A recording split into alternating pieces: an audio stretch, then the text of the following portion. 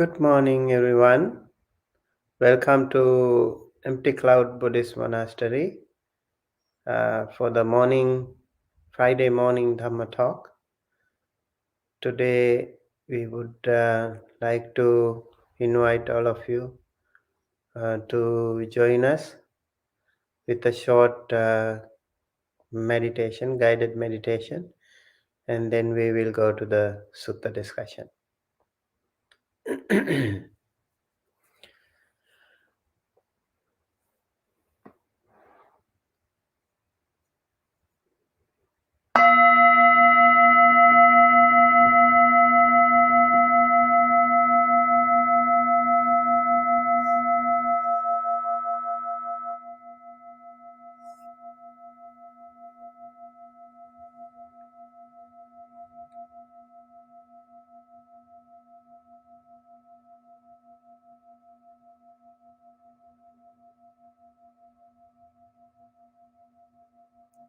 Okay, sit comfortably,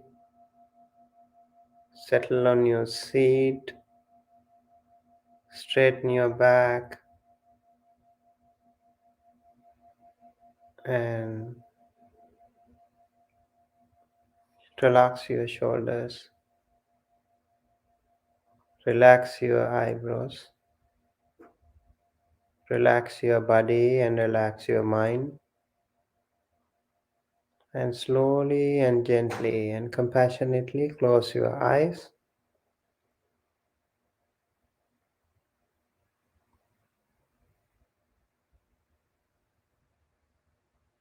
Then keep one palm on the other, rest them on your lap.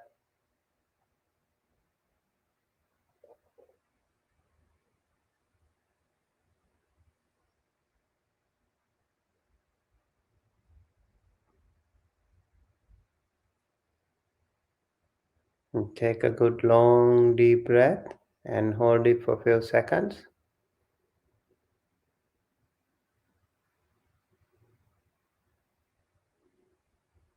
And then slowly release and relax.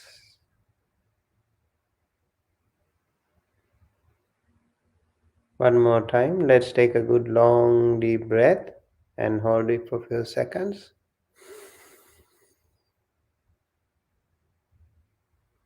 And then slowly release and relax.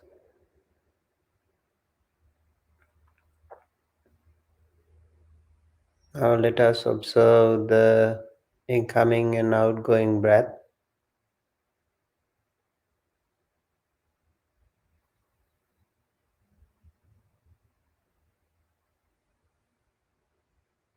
Let us observe the natural breathing.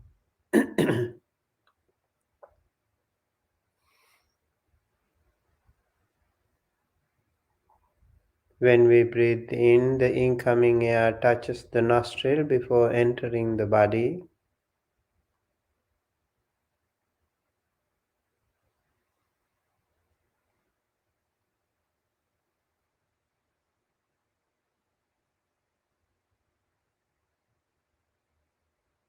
And when we breathe out, the outgoing air touches the upper lip before leaving the body.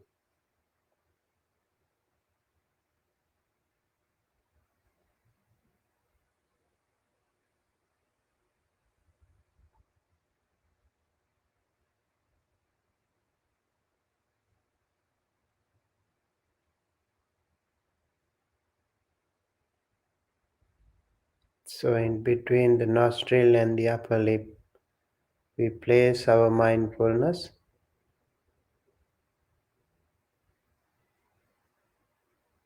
and observe the incoming and outgoing breaths.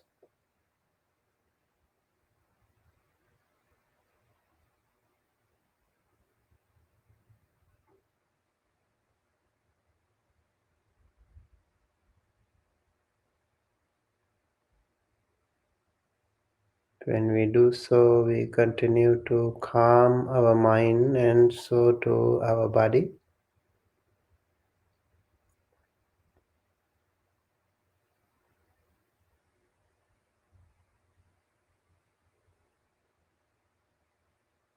When we feel calm and peaceful in our body and mind,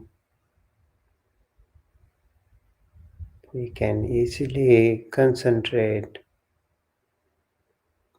on our meditation object.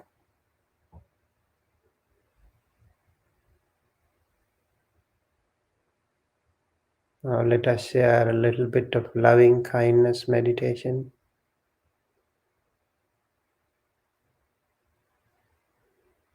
First of all, I think it is important that we all send loving kindness to ourselves. So it's important that we also are compassionate to ourselves. We need this body to be healthy and safe and peaceful and calm and healthy and strong, so that we can get out of the samsara using this body. Hence, we need to send loving kindness to ourselves.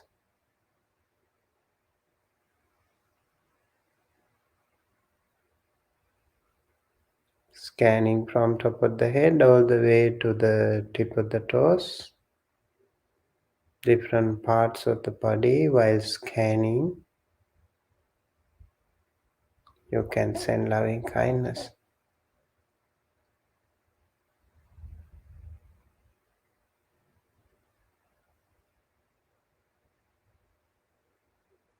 May I be well and happy and healthy. May I be well and happy and healthy. May I be well and happy and healthy. Thinking thus, we send this powerful message all throughout the body, giving some healing touches to some maybe painful or numb or uncomfortable parts of the body, if any. If you have some pain somewhere, numbness, tightness, send loving kindness to that area particularly. If you do not have any particular pain, you can send loving kindness generally throughout the body. May I be well and happy and healthy. May I be well and happy and healthy. May I be well and happy and healthy.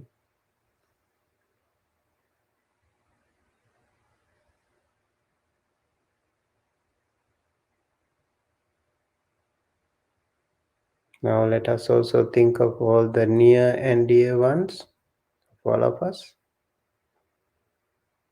May all the near and dear ones, grandparents, parents, spouse, siblings, children, everyone in the family, all the relatives, all the wonderful good friends, teachers, elders, well-wishers, benefactors, all those who are close to your life, all those who are with you in your ups and downs. May they all be well and happy and healthy. May they all be well and happy and healthy.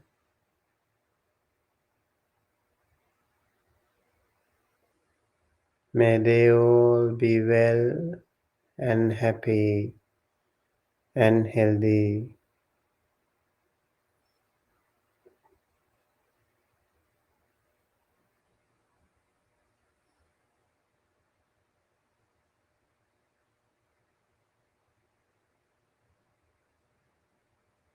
Let us also think of all the neutral ones in the world. Vast majority of this world are neutral to us. We don't know them, they don't know us. We are indifferent to each other, but there can be occasions where those indifferent ones turn to be friends or even unfriends. So it's important that we have more friends than unfriendly ones. So let us send loving kindness to all the neutral ones too, either to continue as neutral or as many of them to turn as good friends. May all the neutral ones be well and happy and healthy. May all the neutral ones be well and happy and healthy.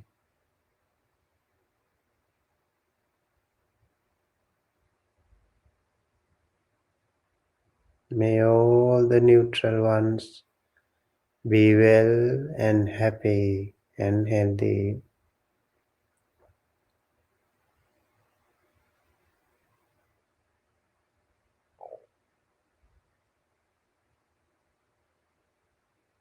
Now let us also think of all the unfriendly ones. There may be lucky ones among you that you don't have any unfriendly one currently. If so, you are so lucky, you are so wonderful.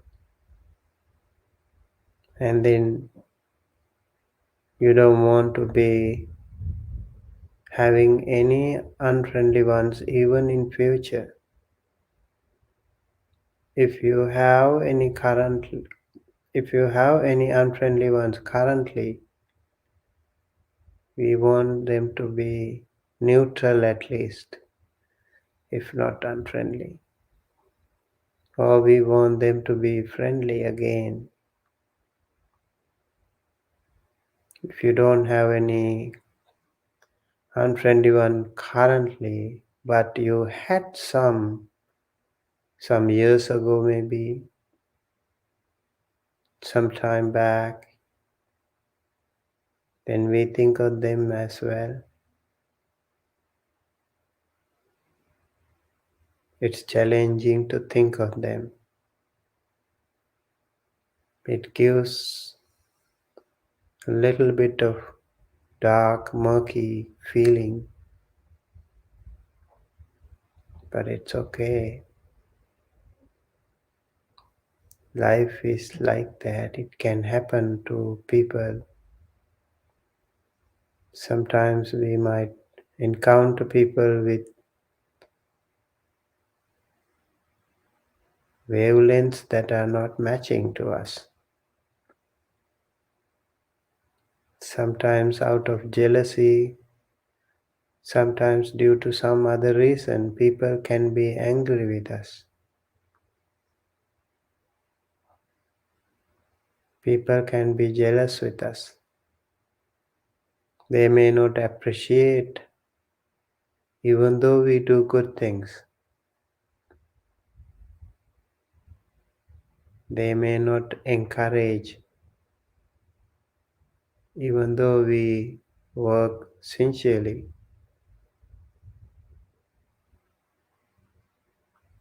So it's okay. We still know that life is impermanent. We do not live forever. Even though anyone is envious to us, even though anyone is unfriendly with us, we don't want to hold on to that grudge. We want to let it go. We want to be happy and peaceful in our own mind. And we also want to go one step ahead and send loving kindness to even the unfriendly ones, even though they are not good with us. They are angry or hateful or even revenging. They may be slandering upon us. But yet, we are stronger within us to send loving kindness to even the unfriendly ones. In our life, we don't want any more enemies, no more unfriendly ones. At least from our side, we have to try that way. So we can quarantine them in the neutral category, at least.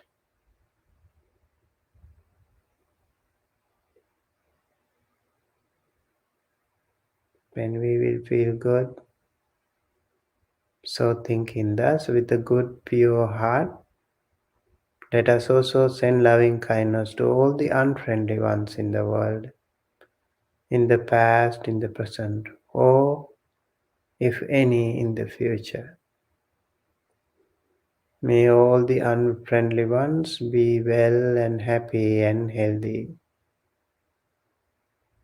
May all the unfriendly ones be well and happy and healthy.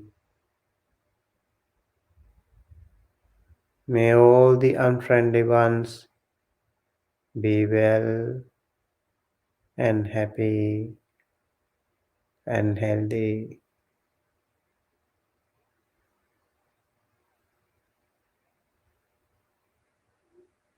May I be well and happy and healthy. May I be well and happy and healthy. May I be well and happy and healthy.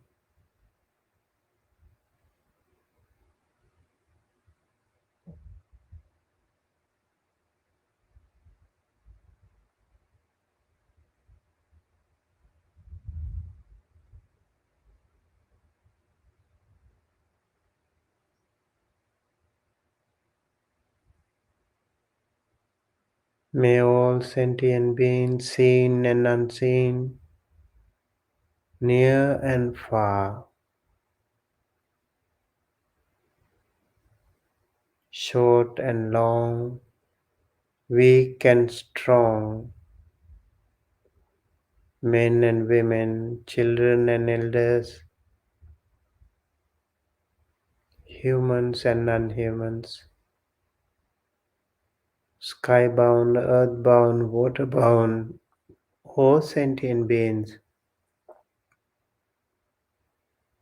may they all be well and happy and healthy. May they all be well and happy and healthy.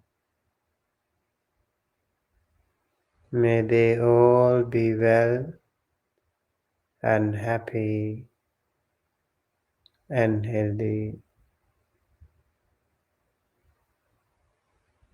May all beings be well and happy and healthy. May all beings be well and happy and healthy. May all beings be well and happy and healthy.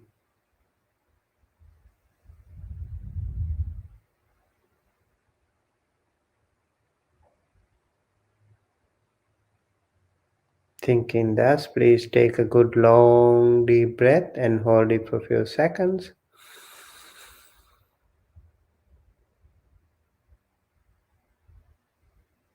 And then slowly release and relax.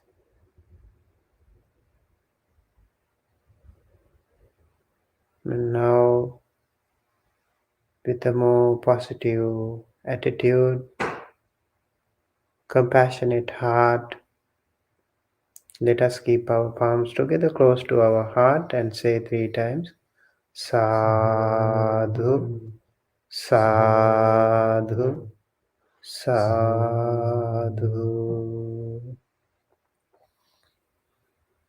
Okay, thank you everyone for joining us today with the Empty Cloud Buddhist Monastery morning live stream on Friday. And we welcome all of you. We have, I think some people are joining. Jayanta, good morning and peaceful day, Buddhist Society of Iowa. Also, and everyone else who joined us today. Today I am going to discuss about a very useful sutta, Hello Gita Jnana, that is called um, Girimananda Sutta. Okay, I will share the link. I think I have shared the link with you. We have this Sutta Center link here, and this one is Sutta Center link for English. And also, if you like the Pali, I'd like to share that also with you. And then we also have the Bhikkhutani Saro's translation. This one. Okay. Yes. Deborah Olik, good morning. Giovanna Guarina, good morning or good evening. Sudha also says, wonderful Sutta. Yes, welcome to all of you, and let's go ahead and get started with the Sutta. So this appears in Anguttara Nikaya, Anguttara Nikaya 1060, Girimananda. And in this sutta, one time when the Blessed One was living at Savatthi Jetavana Monastery, Anathapindika's monastery, and that time Venerable Girimananda was sick, afflicted and gravely ill. In Pali it is said, Abadiko hoti, dukhito balhagilano. And that time Venerable Ananda approached the Blessed One, paid homage to him, sat to one side, and then asked the Buddha, the Blessed One, Girimananda, Venerable Girimananda is sick, afflicted, and gravely ill. It would be great if the Blessed One would visit him out of compassion. The situation was already known to the Blessed One anyway. But the Blessed One said sometimes he would go there. Actually, for example, in the Bojjhanga Suttas, we know when Venerable Mahakassapa was sick in Pipali cave, the Buddha went there. And when one time Venerable Moggallana was sick, and then also the Buddha went there and he preached Satta Bojjhanga Dhamma, 7 factors of enlightenment. And it is amazing, these powerful chantings. And those 2 monks became completely okay after that. One time when the Buddha himself was sick, then Venerable Mahachunda, after his samadhi, jhana, and he went to the Blessed One. And the Blessed One said, Chunda, recite the Satabhojanga Dhammas, seven factors of enlightenment. And the Buddha himself recovered. And now that was the spiritual leader's role. When you are a leader, you also take care of your followers. You are so compassionate and kind hearted towards them, take care of them. And those days, particularly, there was no communication tools like today. No email, no Wi Fi, no internet, no WhatsApp. So, how did they do that? It was the pure psychic powers that they knew each other.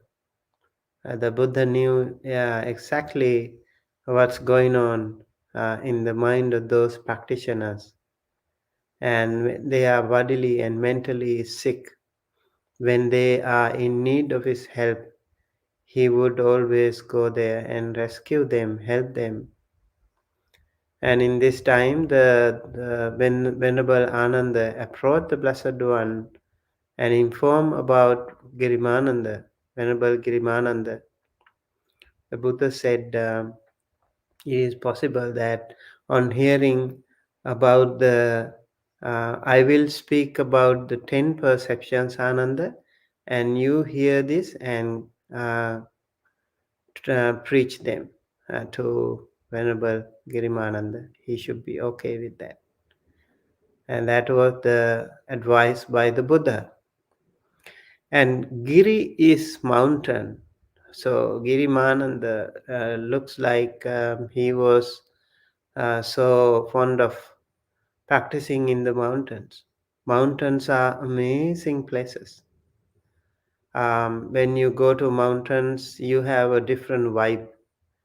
And even today, in the big mountains everywhere in the world, you might see a lot of practitioners, especially in the Himalayas, great Himalayas. They are known for wonderful saints, sages. I think the great Himalaya was never in short of really, really powerful practitioners because they are very pure, and the atmosphere. It is also close to the sky, the heaven, and also maybe close to the clouds, and also up above the other people, and also you are away from lot of distractions, and the sky, the air is much more pure, the water is also much more clean, and there are more opportunities for them to easily concentrate. So they are very tempting actually. Top of the mountains are really tempting. You want to meditate. If you are a little bit into meditation, you feel so peaceful and relaxed when you go to a top of the mountains. I have noticed in India and in Sri Lanka, whenever there is a mountain top, there is a temple. So there is something in it. And in Dhammapada, the Buddha mentions in a comparison, a simile, just as a monk standing on the top of the mountain who can see people walking below, he can easily have a bird's eye view. He can see everyone behaving um, there down under. So it's a different world view, different view, eye view. So you can have a general overview of everyone in the society, just as that. So the mountain again is really important, and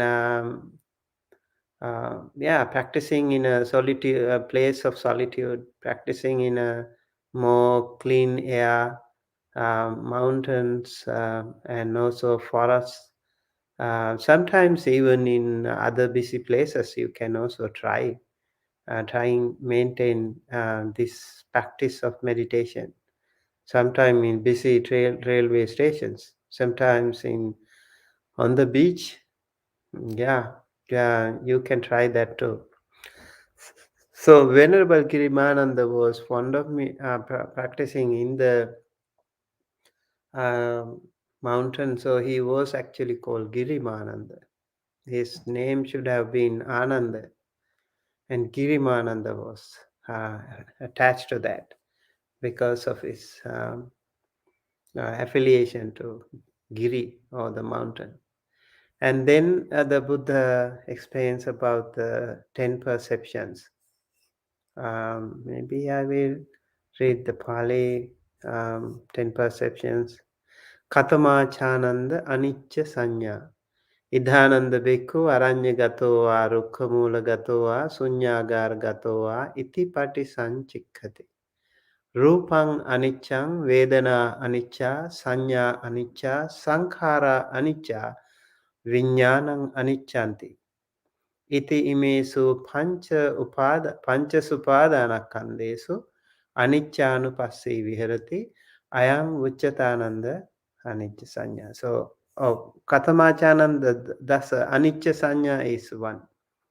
Anicca sanya, anatta sanya, asubha sanya, adinava sanya, pahana sanya, viraga sanya, nirodha sanya, sabba loke anabhirata sanya. Sabba sankharesu anicca sanya anapana sati. Okay, these are the 10 perceptions. Perception of impermanence, anicca sanya. And then anatta sanya, perception of non-self. And perception of unattractiveness. Perception of danger. Perception of abandoning. Perception of dispassion. Perception of cessation, perception of non delight in the entire world, perception of impermanence in all conditioned phenomena, and perception of mindfulness of breathing. So, these are the wonderful um, 10 perceptions that we have. I think these are really, really helpful to all of us, and also interesting. Um, this sutta talks about these 10 perceptions. When someone is sick, actually, can they think of it? A lot of people think like, can you really pay attention to those deep philosophical stuff when we are sick? And it's really interesting. And one time when Anatha Pindika, when he was sick and he was in his last moments of his life, Venerable Sariputta approached to him and he also preached profound Dhamma. It's not like just simple chanting. So this means they were in a powerful situation anyway. Maybe for some people who are not so strong, maybe for them we need to give some blessing to them for sure. That might help them. But if you are strong, like Venerable Girimananda, already such a wonderful, strong practitioner, you continue to help him with the profound Dhamma and showing them the real side of the Dhamma again, and so he can pay his attention to that part of the Dhamma. That is how Venerable Ananda was advised by the Buddha to go ahead and preach the Dhamma. So it's really important. Anicca Sanya, when you are sick, of course it is about the anicca. Of course it is about the impermanence. So anicca sanya, right? So you think of that impermanence. What is impermanence? So when a monk goes to the forest, to the foot of a tree, maybe an empty hut. So then you reflect. Form is impermanent. Feeling is impermanent. Perception is impermanent. Volitional activities are impermanent. Consciousness is impermanent. Thus he dwells contemplating impermanence in these five aggregates, subject to clinging. This is called the perception of impermanence. So, this practicing of this impermanent nature on the Rupa, Vedana, Sanya, Sankhara, Vijnana, the five aggregates, can be really helpful, especially for a monk who is practicing in the solitary place like a mountain or a jungle. Imagine, like if you stay alone also. Sometimes we see a lot of people here also they stay alone, and so when you stay alone, you have to be stronger within. Very important. If you stay with your family members, you have the backup of them, you have the help of them, maybe. Maybe not. But if you are alone, especially, you need to be very strong. You need to have um, that really real deep understanding of the Dhamma. So thinking of the impermanent nature of the five aggregates can really really help us. You think every day, maybe every day morning you look at the sun. It's rising again, and in the evening it's setting again, and every day it is the same thing. You see the same thing. But if you go to maybe a mirror and you look at yourself, you are changing. um, Maybe you don't see, but you don't want to see. You try not to see, or you pretend not to see, but you are changing.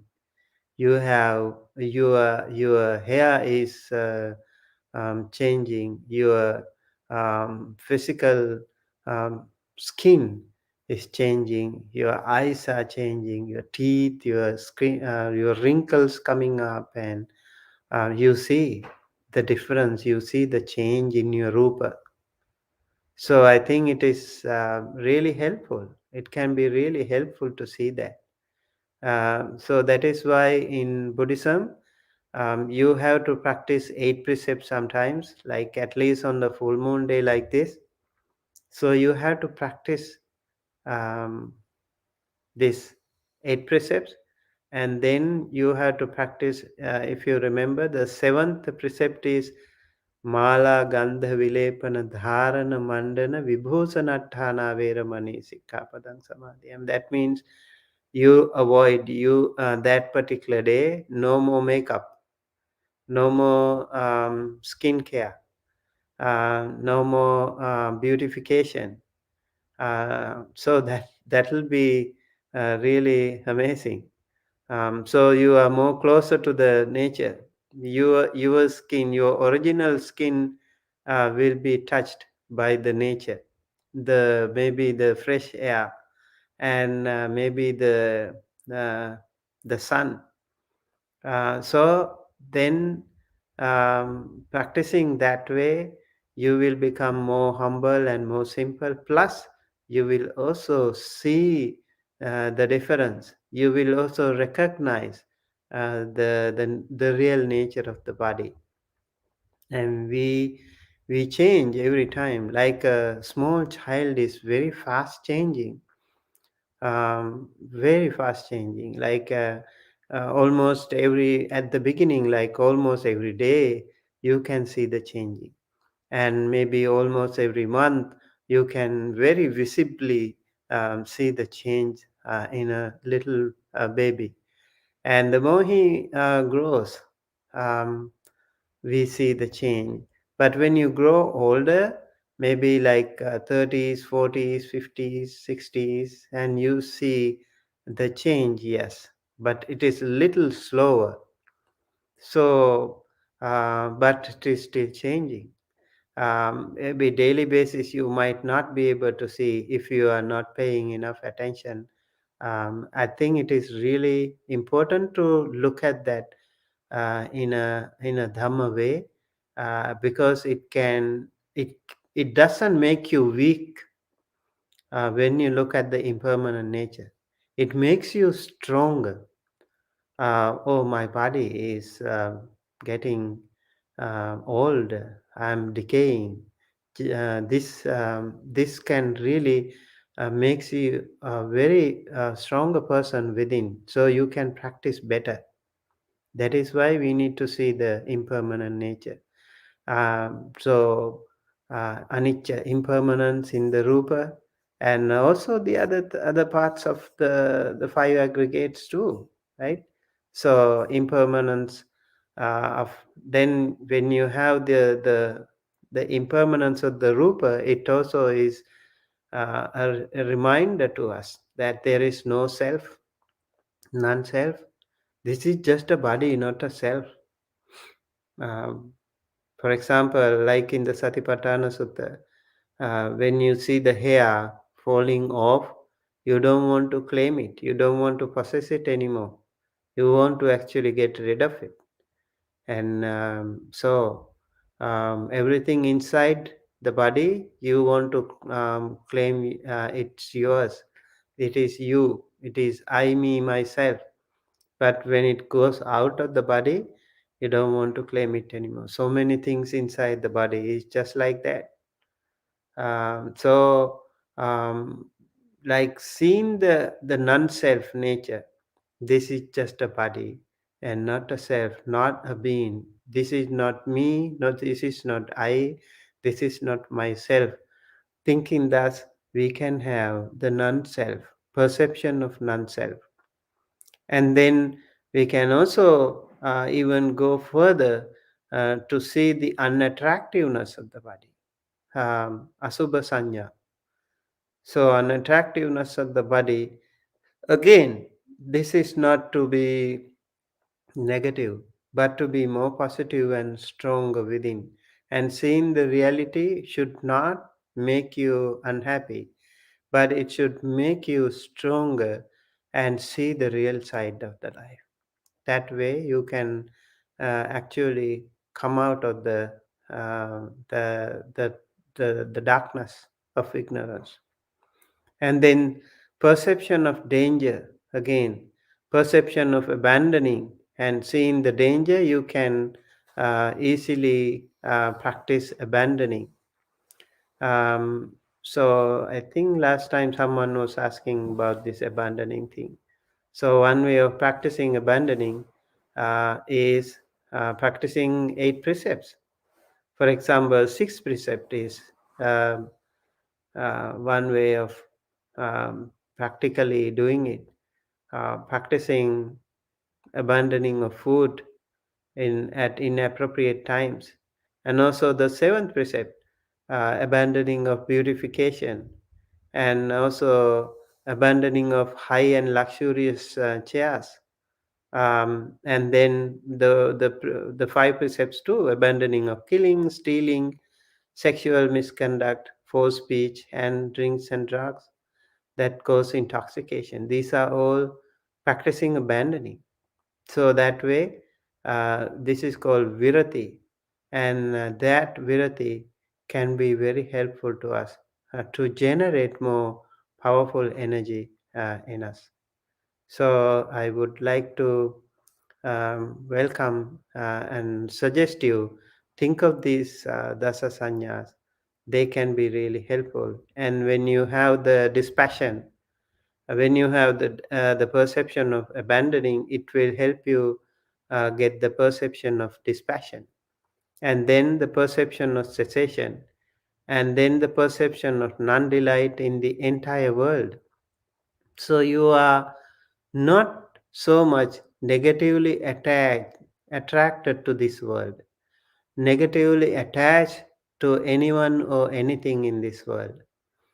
So I think this again, I want to say negatively, because we also need to have compassion, loving kindness, and all these things towards the world and ourselves. So even the Buddha was compassionate towards himself and also to his own family, and also the followers. Every sentient being, he did that without negatively being attached to anyone or anything. So, none delight in the entire world. In that way, is negative attachment. Then perception of impermanence in all conditioned phenomena, and then mindfulness of breathing. When the Buddha was explaining in the sutta one by one how these things happen, and then Venerable Ananda went to Venerable Girimananda, and he spoke this one by one, explained as per the Buddha's advice. And the Buddha said, if you, Ananda, visit Bhikkhu Girimananda and speak to him about these 10 perceptions, it is possible that on hearing about them, he will immediately recover from his affliction. Then, when the Venerable Ananda had learned these 10 perceptions from the Blessed One, he went to the Venerable Girimananda and spoke to him about them. When the Venerable Girimananda heard about these 10 perceptions, his affliction, his pain, agony immediately subsided. And then Venerable Girimananda recovered from that affliction. And that is how he was cured of his affliction. So, this is about the um, mm, Girimananda Sutta. Just a brief summary of the sutta. Yeah, now I think we can have some discussion if you have any. Um,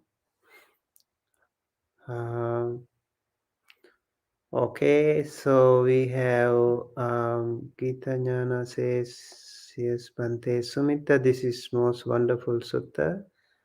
Thank you for sharing. And Amaranta Arcadia Castillo Gomez. You also have long names like us. Like Sri Lanka people also have long names. And so, Venerable Sir, do you recommend keeping this perception of the five khandhas while engaged in daily activity? Of course, we act with loving kindness, but would perception of unattractiveness be a sati? Yes, if you don't have sati, again, sati is the right mindfulness, because even the wrong mindfulness can be there. So right mindfulness will not allow you to generate wrong intentions, wrong defilements, wrong unwholesome roots like lobha, dosa, moha. No greed, no hatred, no delusion. That is how we need to maintain sati. So it is important to maintain sati.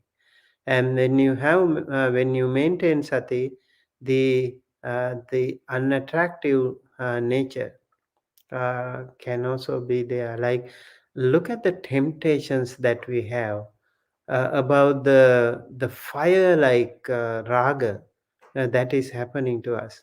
Whenever you see this world, especially in different ages of life, you still can't control your senses by looking at these amazingly powerful temptations. They just sweep us away. They just take us by storm, and we can't really control ourselves. We are so tempted by these passions. And so, seeing the real side of that, seeing the reality, and seeing the impermanent nature and repulsive nature of the body can be very helpful to some, especially with the people who are like raga charita. This unattractiveness of the body or repulsiveness of the body is a great recommendation.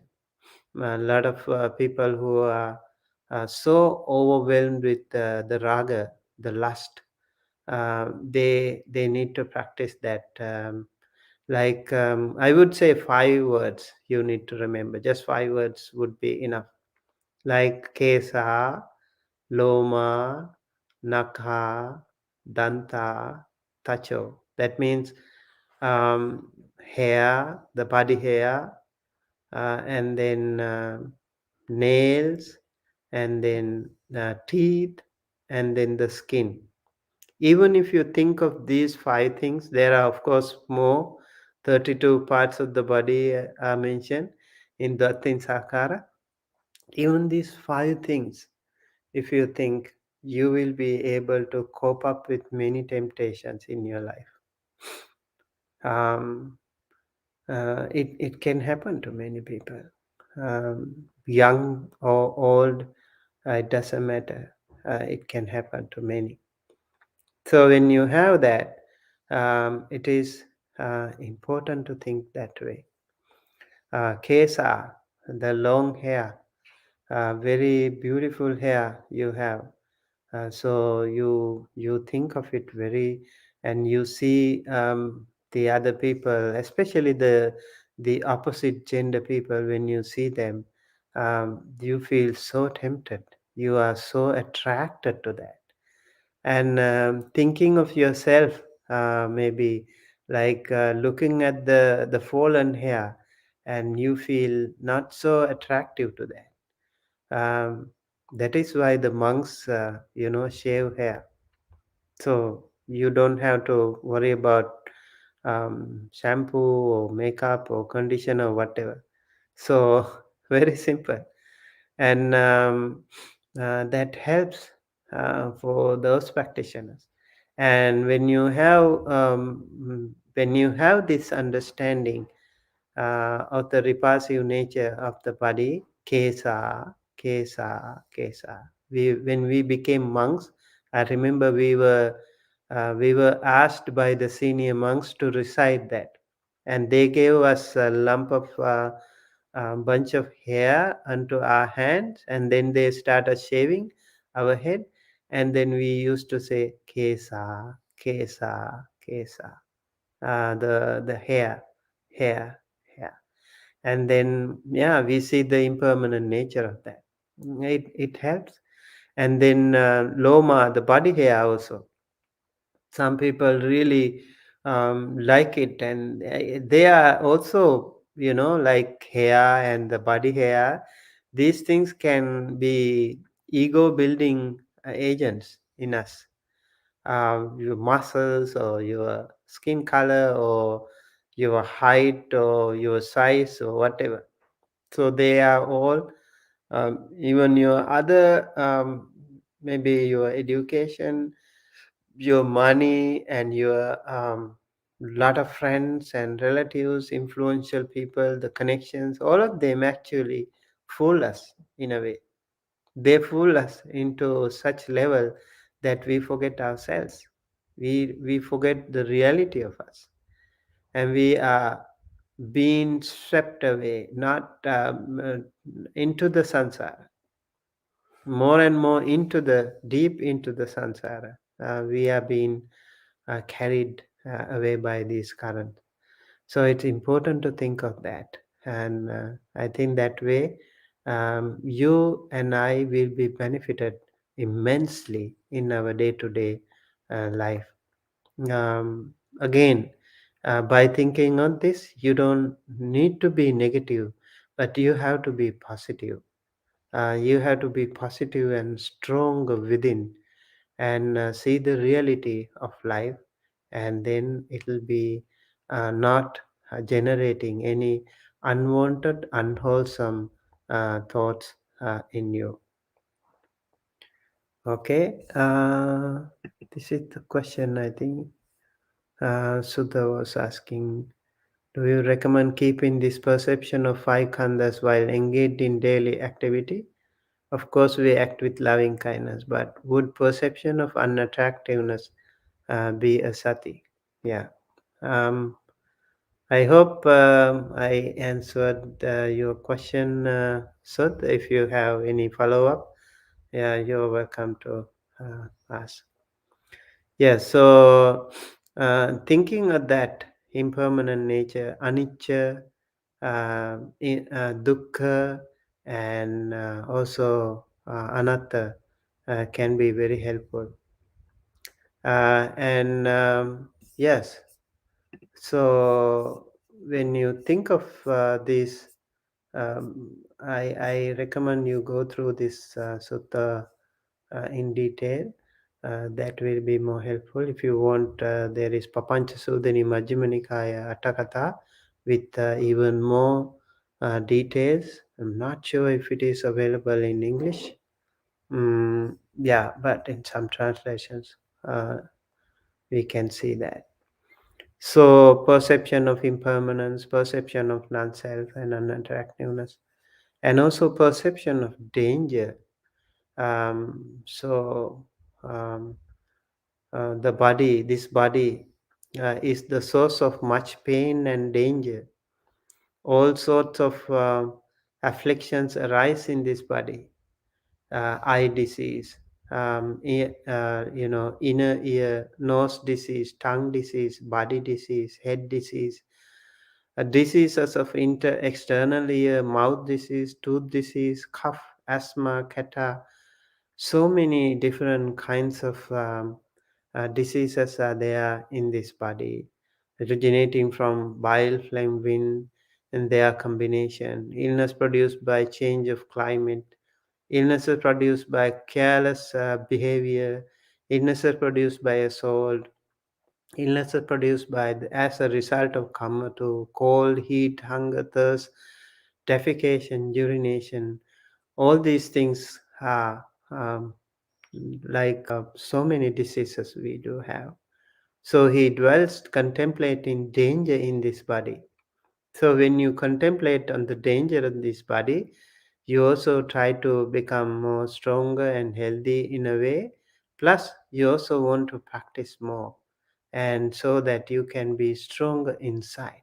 Even though you are sick, it's okay. You are stronger inside is all that matters. And then abandoning, yes, abandoning. When you see a bhikkhu does not tolerate an unarisen sensual thought, he abandons it, he dispels it, terminates it, and obliterates it. He does not tolerate an arisen thought of ill will, an arisen thought of harming, bad, unwholesome states. Whenever they arise, he abandons them, dispels them, terminates them, and obliterates them. This is called the perception of abandoning. So this abandoning also will help maintain dispassion, perception of dispassion, and this is peaceful. This is sublime.